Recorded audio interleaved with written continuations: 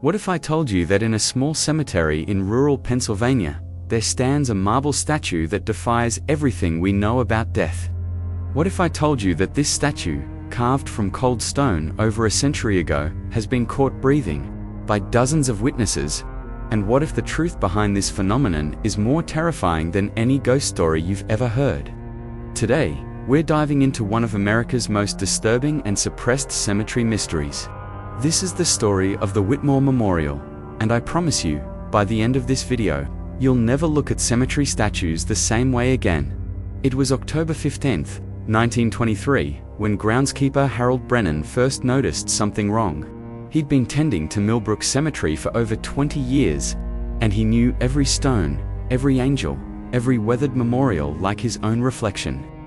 But that morning, as the fog rolled through the ancient oaks, something made him stop dead. In his tracks, the Whitmore Memorial stood exactly where it always had. A life-sized marble statue of a young woman in a flowing dress, her hands clasped in eternal prayer. But Harold swore he saw her chest rise and fall. Just once, so subtle he might have imagined it. Except for one thing, he'd seen it before. 3 weeks earlier, during his evening rounds, Harold had been walking past the statue when movement caught his eye. But when he turned to look directly at it, everything was still. The marble was cold, lifeless, exactly as it should be. He convinced himself it was just the shadows playing tricks, the way flickering candlelight can make paintings seem to move. But now, in the harsh morning light, he saw it again. The statue was breathing.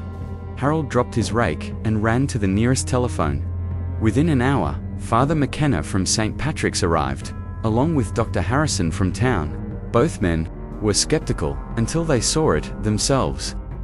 Standing 20 feet away, they watched in silent horror as the statue's marble chest moved up and down in a slow, deliberate rhythm.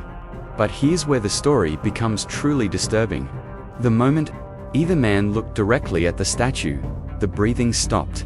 It only continued when observed peripherally, caught in the corner of their vision, like a movement you can never quite capture.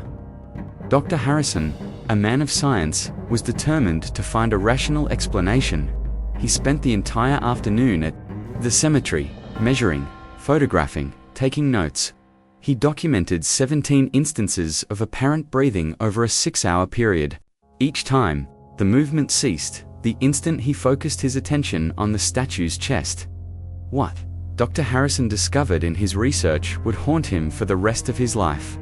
The memorial had been erected in 1897 for Isabella Whitmore, a 22-year-old woman who died under mysterious circumstances. The official cause of death was listed as consumption. But Dr. Harrison found something disturbing in the old medical records. Isabella hadn't died from tuberculosis at all. She had been buried alive. In the late 1800s, medical knowledge was primitive. Catatonic states, certain types of coma, and even severe hypothermia could easily be mistaken for death. Isabella had fallen into what doctors now recognize as a cataleptic trance, a condition where the body becomes completely rigid and breathing becomes so shallow it's virtually undetectable. Her family, believing she had succumbed to the tuberculosis that had claimed her sister months earlier, had her body prepared and buried within 24 hours, standard practice for the time, especially with infectious diseases. But Isabella wasn't dead. Dr. Harrison's investigation revealed the truly horrific details.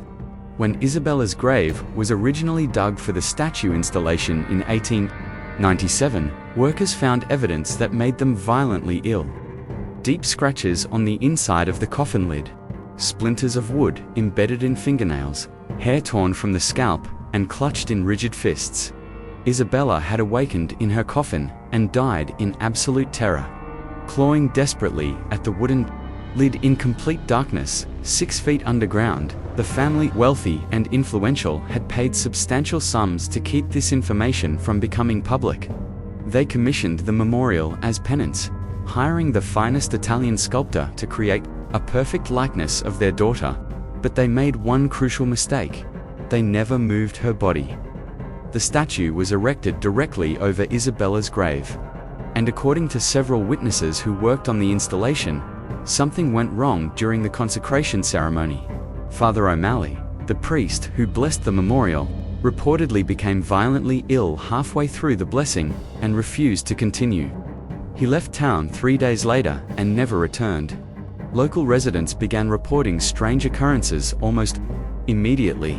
The statue would appear to move, but only when glimpsed indirectly.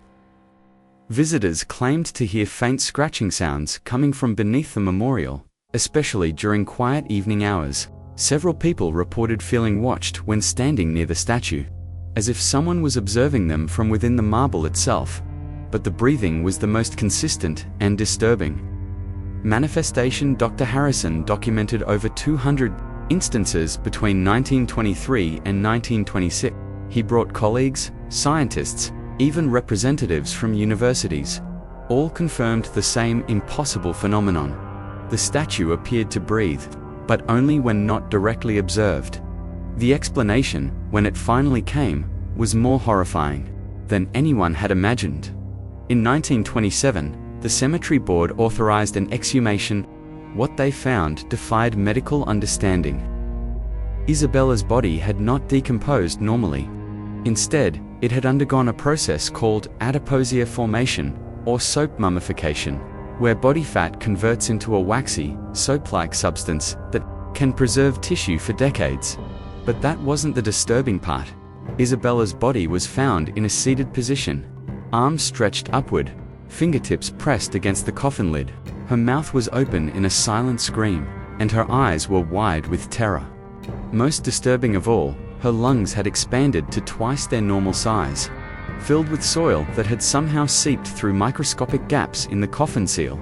The coroner's report, sealed for over 50 years, revealed that Isabella's death had been far more prolonged than anyone realized. Trapped in her coffin, she had survived for an estimated 3 to 4 days, slowly suffocating as dirt gradually infiltrated her wooden prison. Her final moments had been spent in complete darkness, buried alive, drowning in earth. But the real horror was yet to come. When the exhumation team tried to move Isabella's body, something unprecedented occurred. The moment her remains were disturbed, every person present reported the same sensation: the overwhelming feeling that they were being watched by something malevolent. Tools began malfunctioning. 2 workers became violently ill. The priest called in to reconsecrate the burial site refused to continue after claiming he could hear faint screaming coming from the coffin. They sealed the grave that same day and installed a concrete barrier between the coffin and the statue above. For 3 months, the breathing stopped. Then it returned. Stronger than before, current theories suggest that the marble statue, carved to exact specifications from Isabella's death mask, somehow retains a psychic imprint of her final moments. The peripheral vision phenomenon occurs because direct observation requires conscious focus, while peripheral vision accesses subconscious awareness, the same mental state that's most receptive to paranormal activity. But there's another theory, one that the Whitmore family paid substantial money to suppress. What if Isabella never really died? Medical cases exist of people surviving in extremely minimal metabolic states for extended periods. What if her body, preserved by the unique soil conditions and inadvertent mummification process, achieved some form of suspended animation?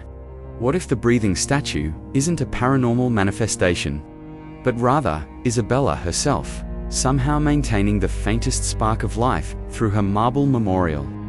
The scratching sounds reported by visitors might not be ghostly manifestations, but Isabella's preserved body still attempting to claw its way out of her underground prison after more than a century.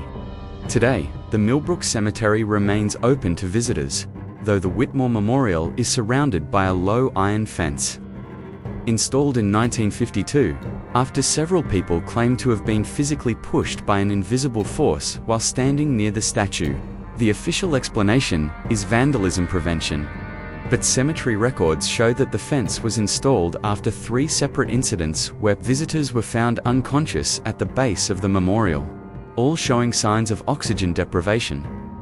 Local authorities maintain that the breathing phenomenon is an optical illusion caused by natural air, currents, and the statue's positioning relative to surrounding trees. But dozens of witnesses continue to report the same impossible sight. A marble statue that breathes, but only when you're not looking directly at it. The groundskeepers who work at Millbrook today follow a strict protocol.